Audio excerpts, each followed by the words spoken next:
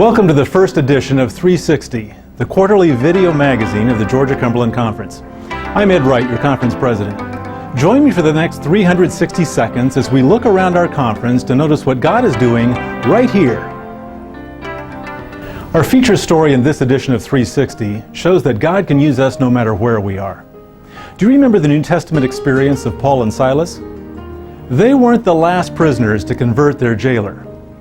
Here's Patricia Goldblatt, Prison Ministries Coordinator of Meister Memorial Church in Deer Lodge, Tennessee. Patricia, tell us the story. Thanks, Ed. Meister Memorial Church has been in prison ministry for almost 11 years. One of the inmates that was baptized through this ministry at the Morgan County Correctional Complex is Charles Brandler. Charles didn't let his bars stop him from witnessing, and not just to his fellow inmates.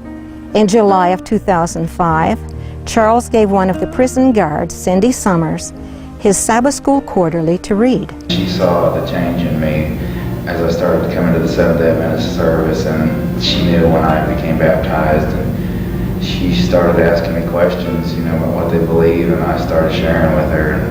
Cindy says she was intrigued by the Quarterly, and the more she read, the more she liked what she was reading. I asked them where the ministry was coming from, and I knew that there was a Seventh-day Adventist at Meister Memorial, and so I asked him if that was the same group, and he said yes. Cindy's husband David also worked at the prison in a different unit. I've been to Baptist churches and Church of God and Methodist, and something just didn't seem right about all that, and this makes better sense. The summer search for a church family is over.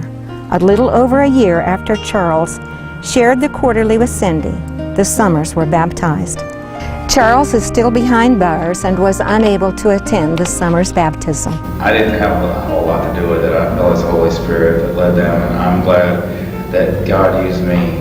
The story of Charles Brandler, David and Cindy Summers is a real testimony to God's power working in the prison ministry in the Georgia-Cumberland Conference. Thank you, Patricia. Doesn't that just get you excited? If you'd like the full version of that story, log on to our conference website. It not only gets me excited, it gets me thinking. I need to be sharing Jesus no matter what I'm doing or where I am every day. But there's more going on around our conference, and here to tell you about it is Ken Wetmore, our Conference Communication Director. Thank you, Ed. Here's a look at just a few of the headlines that you'll find in the upcoming winter edition of Communique. In South Georgia, the second annual small group training retreat was held for the Lakeland and Valdosta Adventist churches at Camp Tigart, just outside of Valdosta, Georgia, over the weekend of August 4 through 6. At the opposite end of the conference, the Roan Mountain and Mountain City churches came together at Mountain City on August 5th as their pastor, Harley Roth, was ordained as an Adventist minister. Moving to North Georgia, more than 1,500 gathered at Cohutta Springs for the Hispanic Camp Meeting, August 25 through 27.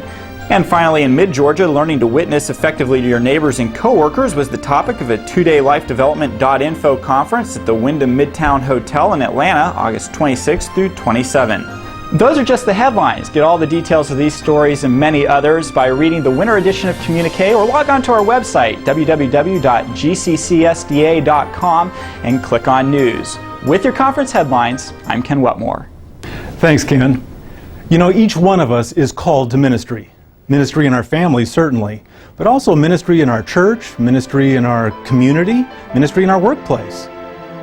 In each edition of 360, we're going to include a Ministry Minute with just a couple of good ideas that will fuel your own personal ministry.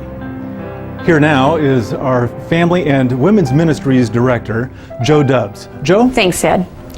Our children are our most important ministry, and one area of that ministry that I hear over and over again is difficult, and that is teaching our children about the Sabbath. I know it was for me. Here are some suggestions from my experience with our two sons. Early in the week, begin planning your activities for Sabbath. Involve your children in preparing for Sabbath by giving them tasks to do.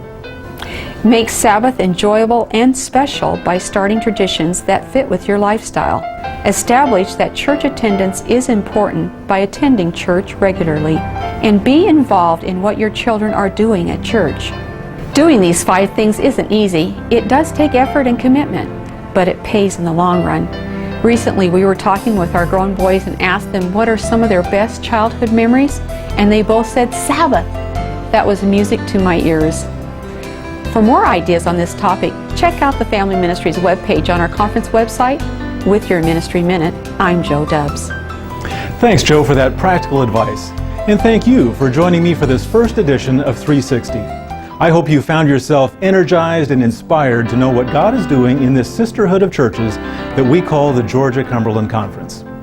If you have a story you'd like included next time, call 1-800-567-1844, extension 340, or send an email to Ken Wetmore at kwetmore@gccsda.com. Until next time, I pray that God will bless you and your church family.